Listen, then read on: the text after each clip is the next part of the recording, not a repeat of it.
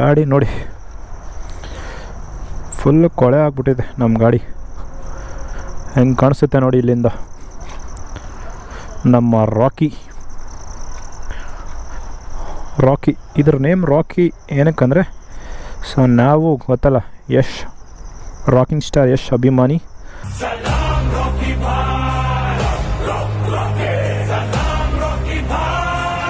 So ಅದರಿಂದ ನನಗೆ ರಾಕಿ ಅಂತ ಸೊ ಇದ್ರ ಹೆಸರು ಇಟ್ಟಿದ್ದೀನಿ. ನಾನು ಗಾಡಿ ತೊಗೊಳಕ್ಕಿಂತ ಮುಂಚೆನೇ ಯೋಚನೆ ಮಾಡಿದ್ದೆ. ನಾನು ಗಾಡಿ ತೊಗೊಂಡ್ಮೇಲೆ ಸೊ ಅದಕ್ಕೆ ಇದೇ ಹೆಸರು ಇಡಬೇಕು ಅಂತ ಸೊ ಡಿಸೈಡ್ ಆಗಿದೆ. ಅದಕ್ಕೋಸ್ಕರ ರಾಕಿ ಅಂತ ಹಾಕಿದ್ದೀನಿ. ಗಾಡಿ ತುಂಬ ಯಾಕೋ ಗಲೀಜಾಗಿದೆ,